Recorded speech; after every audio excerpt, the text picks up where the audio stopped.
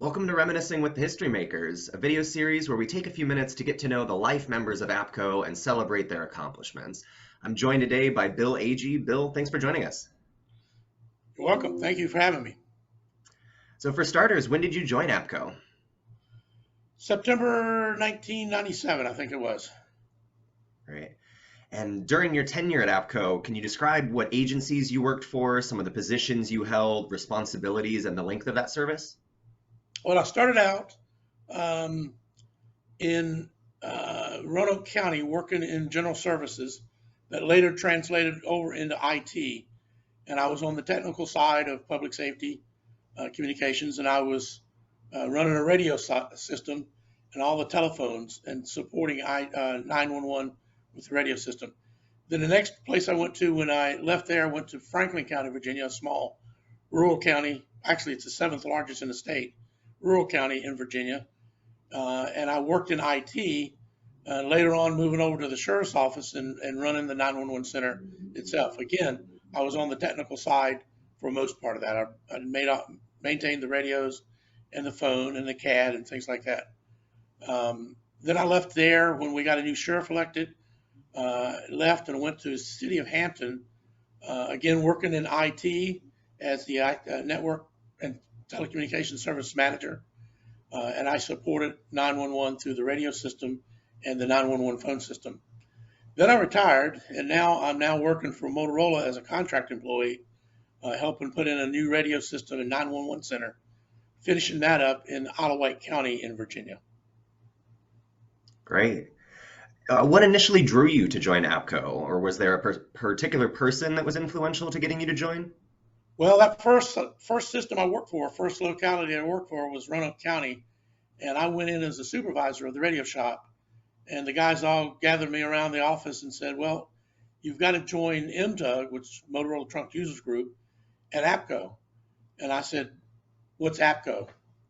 I didn't have an idea what it was. And 10 years later, I was the president of the Virginia chapter. I became very involved and very active at that time.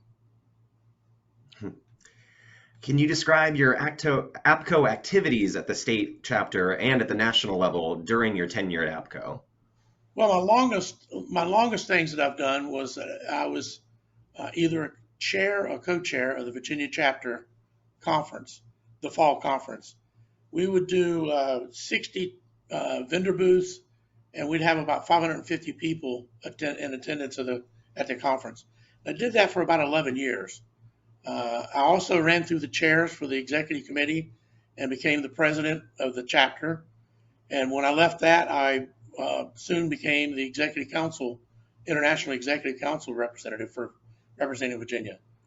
I've been on the emerging technologies committee for international, the conference and exhibition task force that actually wrote the rules on the new conference committee and how to run the conferences and things like that. The task force turned into a committee, and I spent about 6 years on that conference committee. I was also on a site hardening committee under the broadband committee. It was a subcommittee, and we were studying how the sites taken from cell sites into the 911, how much they had to be hardened to withstand public safety standards. I enjoyed that. Would you say you had a favorite in those activities along the way? I do. I guess the time I spent on the executive council was a real good time, and then also my time running all the conferences. And on the international level, I was on the committee that wrote the rules that actually gave us that 5-site rotation, 4 permanent cities that we have now, and then 1 wild card. So we have a 5-city rotation for our international conferences. And I was on the committee that wrote those rules. Very nice. How would you say your Apco membership has had a direct effect in your career in public safety communications? Well, I guess it defined everything that I did. I was heavily involved in Apco. I lived it. It was my life. every organization I was in, even in the city of Hampton. In my interview when I was hired in Hampton, I was asked by the director that was hiring me if I was involved in a professional organizations. And I described APCO, and she says, you need to stay there and keep involved in it. That's one of the tenets of being the job that I had was being active in a professional organization like APCO. So it gave me a great insight to everything going on. I got friends all over the United States and even all over the world. We have on the executive council, we had people from Australia and from England and Great Britain and all over, but mostly throughout the United States. And even today, now I've been retired for 4 or 5 years. I still have friends, and I talk to them on Facebook and on social media about just being friends with them. So I see them all the time. That's great. What would you say you like most about APCO? The friendships, making friends all over the world, and conferences. I really enjoyed going to conferences. I'm on the technical side. I didn't really go to too many sessions. I mostly went to be with friends, and I went to be on the vendor show, the floor show. I enjoyed that very much. Still do, even as retired. Oh, that's awesome. What do you think APCO does better than anyone else? Training and conferences. I don't know of anybody that has a conference.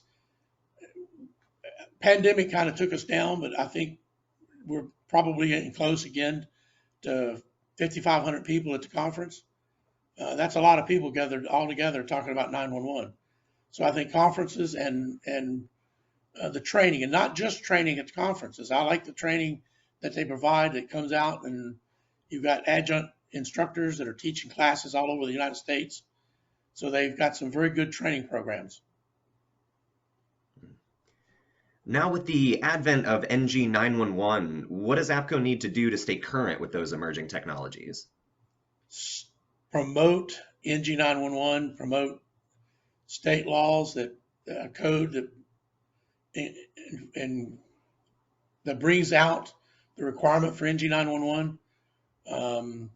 I was one of the ones that in 2006, I went to a conference, APCO conference in Orlando, and I remember Chris Knights was the presenter.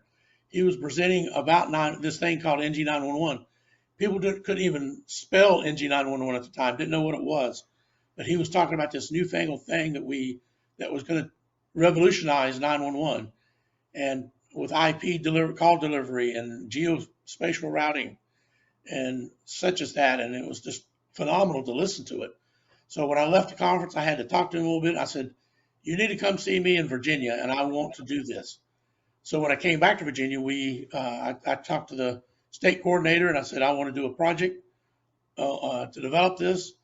And that led us to 3 counties coming together in that project, and we were one of the first 4 in the nation. There was 4 projects going on at the same time, but we were one of the first 4 to run an NG 911 pilot project.